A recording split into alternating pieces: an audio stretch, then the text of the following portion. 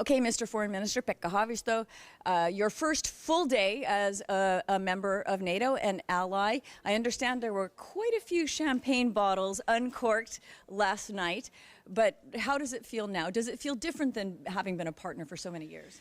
Well, it feels, of course, good, and I can, when I'm communicating back home, people are already happy in Finland about this. Some people celebrate it, some people took it, of course, very seriously. It's about the security, but it feels good that we are now also protected by the Article 5 in the NATO Charter.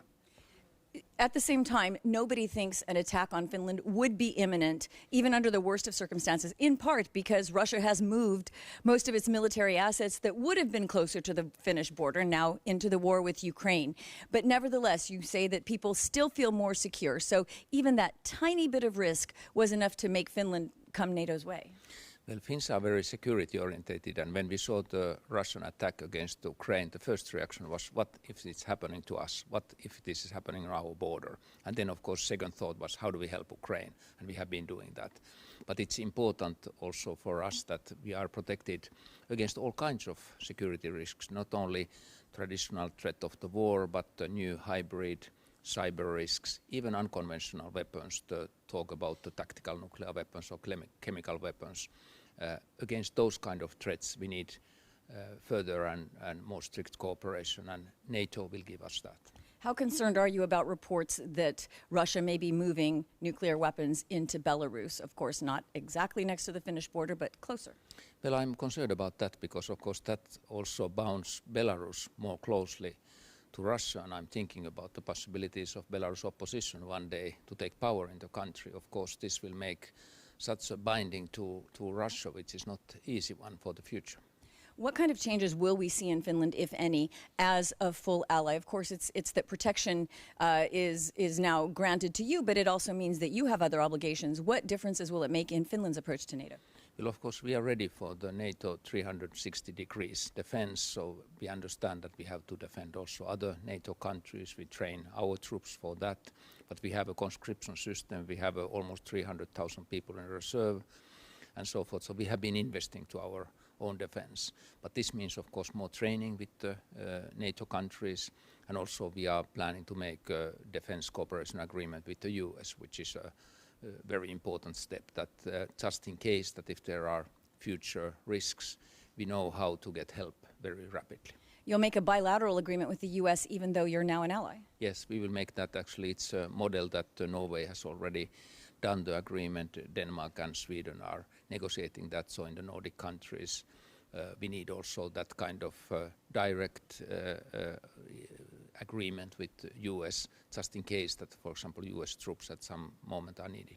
So that would bypass the bureaucracy of now 30 other countries having to make a decision for help to get to NATO? I mean, to Finland? Yeah, that's actually making the help more speedy in all cases. Even though Finland is, by all measures, one of the best self-defended countries in all of Europe, if not in the world, because you planned to do it by yourself forever had Russia not invaded Ukraine. So do you think that NATO also may take some lessons from Finland? Well, of course, we hope that we will have a close cooperation with all NATO countries and NATO as an ally. I hopefully something can be learned also from us. I think some of our neighbors are a little bit jealous that we have maintained our conscription army system and so forth, and that also gives a good background for our defense, that almost every young man is trained, and now there's more and more women trained for military purposes. Speaking of neighbors, one regret is, of course, that Sweden didn't make the move with you yesterday, that we didn't see the Swedish flag raised alongside the Finnish flag. You have said consistently, as have other Finnish officials, that this is now the number one priority for you to get Sweden in. But what can you do? They have special problems with Turkey. Are you going to pressure Ankara to let Sweden in? Well, we actually had a meeting with the Turkish Foreign Minister Mevlut Çavuşoğlu here, and also with the Hungarian Foreign Minister Péter Szijjártó. We discussed about these topics also between Finland and these countries, how to help Sweden at this moment. And we have this tripartite cooperation between Turkey, Sweden and Finland, and we will continue participating to that. So definitely before Vilnius summit there will be one more meeting, and of course we use all our efforts to help Sweden the first act that we did as a NATO member was to accept actually or make the Swedish ratification. So immediately when we were members of NATO, we ratified Sweden as well. But what can you do other than have these talks? I mean, is there anything more you can explain to the Turks now that you're a full ally?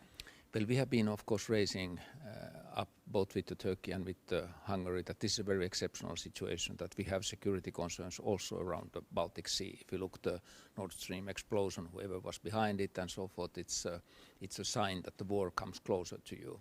And this is not an ordinary situation in Europe. We are in Europe that is in war. And who do you think was behind that now that you brought it up? Well, difficult to say. We are not the investigators. Our information is based what we get from the others on this, but looks unclear to me. Oh, it was a good try anyway. Let's talk about the border. So Finland had decided, irrelevant of NATO membership, to reinforce the border, to build a fence. And I understand there are going to be some developments in that very soon. Are you going to literally build a fence on this border that right now is unfenced and so long that it would be very hard to keep people out? What are the plans there?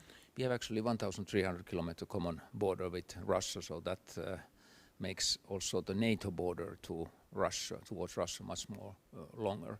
And when on the Belarus-Polish border we saw this wrong use of migration, pushing migrants over the border, of course we looked at are there some locations between Finland and Russia where we could and should be ready for similar kind of action. And now a so-called test fence has been built, and of course we look how this works. But it's not only about the fence itself, it's about electronic surveillance and so forth. So it brings new technology to the border as well.